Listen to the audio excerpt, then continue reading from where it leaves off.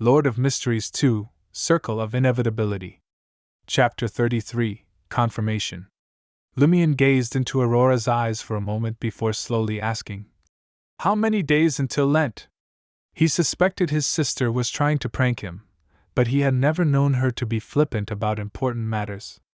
This was a crucial moment that would impact the whole village, and possibly even their survival. Aurora sized him up and quipped, "Did you not take an afternoon nap? Are you still not fully awake? It's March 29th, 1358. We still have a few days before Lent." March 29th.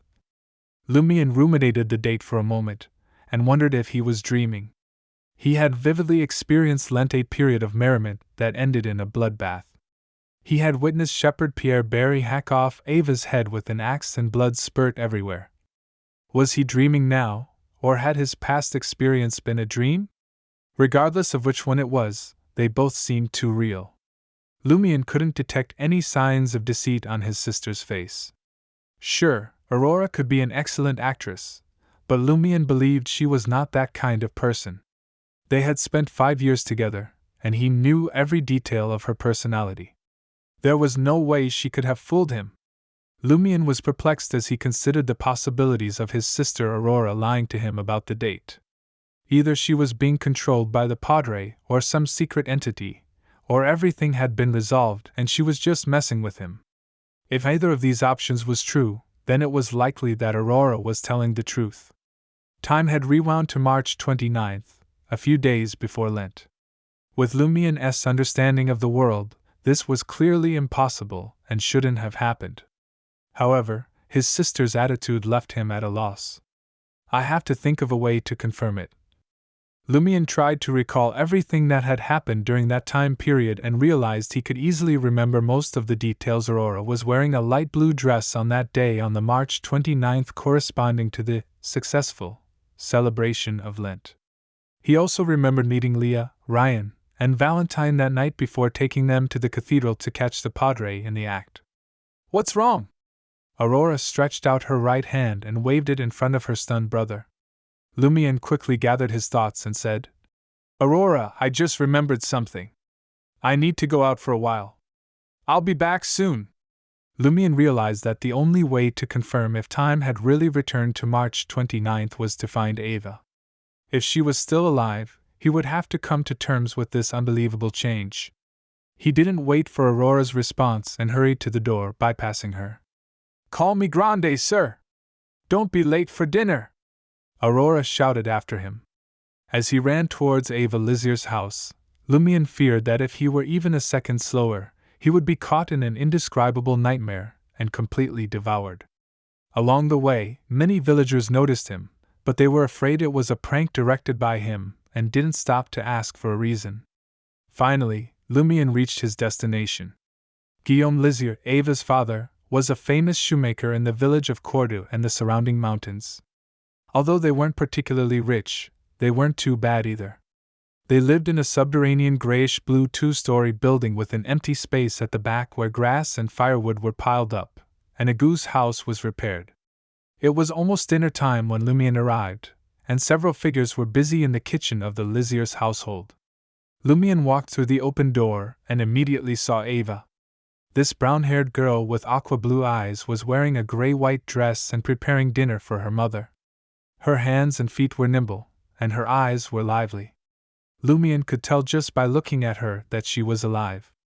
"She's really not dead," Lumion thought to himself as he looked at Ava's neck, trying to find signs of stitches. In one of Aurora's horror novels, there was a scene where a corpse was stitched up to act as a living person. But Ava's neck was long and smooth, without a single scar. Guillaume Lizier, the shoemaker, noticed Lumion standing in the doorway and asked, "Lumion, what's the matter?" He stood up from his kitchen chair and faced Lumion, his brown hair disheveled, and a slightly greasy brownish-white apron hanging in front of him. Ava, who had been busy in the kitchen, turned around in surprise and looked at Lumion. She saw Lumion standing there in a daze. "What's the matter?" she asked. Lumion was momentarily stunned but quickly regained his composure and planned to make up a random reason to explain his visit. However, Guillaume Lizier inspired him with a question. He deliberated for a moment and asked, Monsieur, did Pierre of Berry order a pair of leather shoes from you?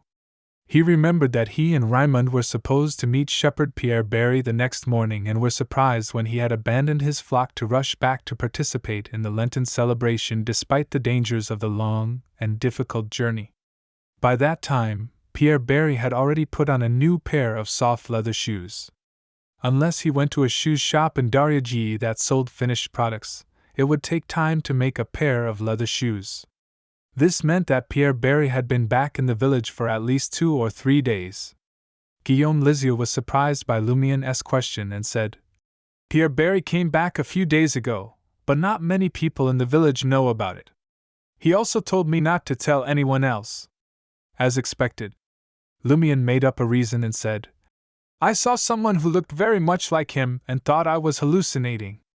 Because the man was wearing new leather shoes, I came to confirm it with you. It's him. Guillaume Lizier gave an affirmative answer. He was still herding 3 or 4 sheep that he claimed his employer had given him. Don't they only let the sheep return to the village in early May to shear and milk them?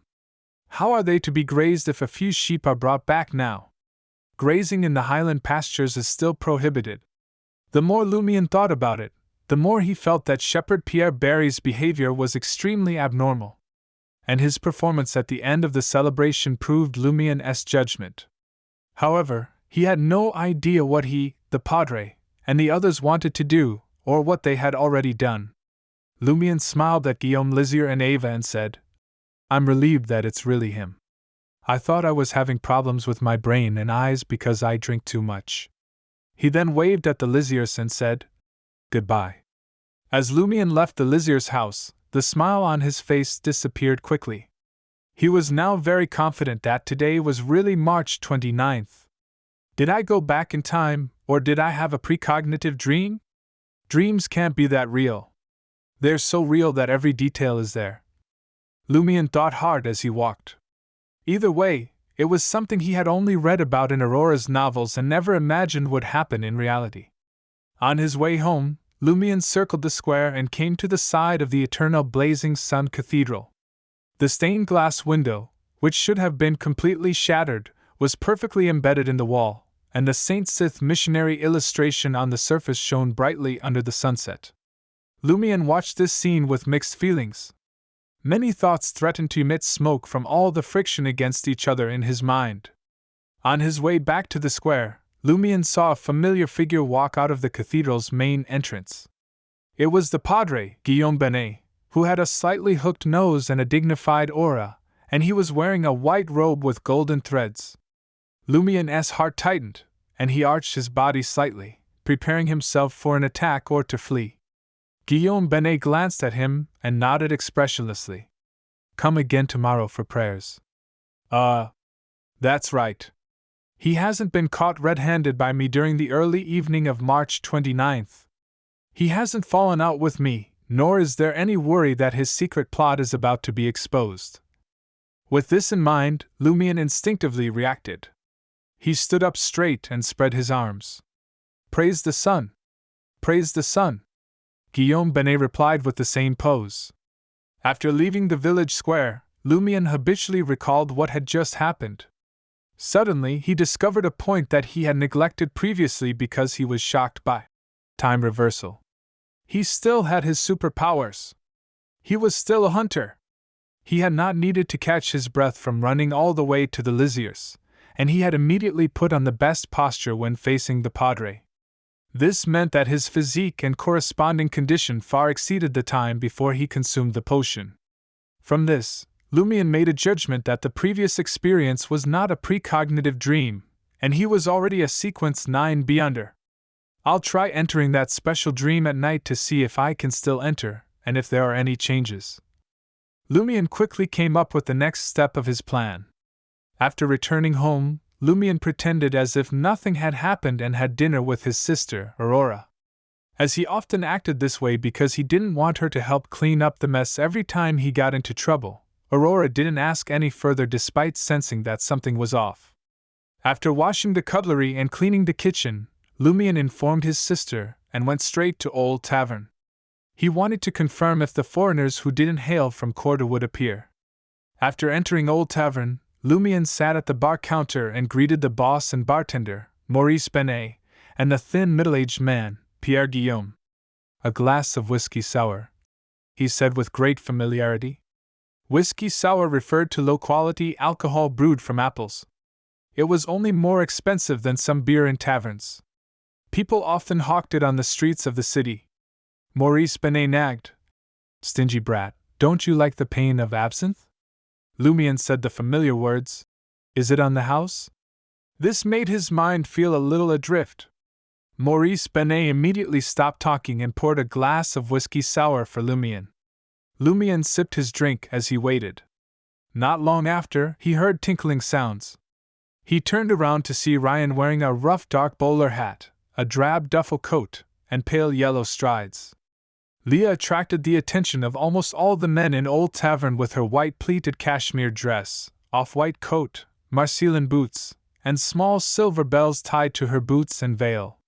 Similarly, Valentine wore a white vest, a blue tweed jacket, and black trousers, with his blonde hair covered in a little powder. The three of them walked to the bar counter under everyone's gazes and sat down beside Lumian. Lumian didn't look up as he thought to himself, a glass of Dariaji red wine, a glass of rye beer, and a glass of sea with ring above. UR8 per 1000 PS. Ryan took off his top hat and put it aside. Then, he said to Maurice Benet, "A glass of Dariaji red wine, a glass of rye beer, and a glass of sea with ring above. UR8 per 1000 PS. Lumian let out a long sigh, and Ryan asked, "What's wrong?" Lumian took a sip of his whiskey sour and said in a deep voice, "I'm a nobody, with no time to notice the brightness of the sun."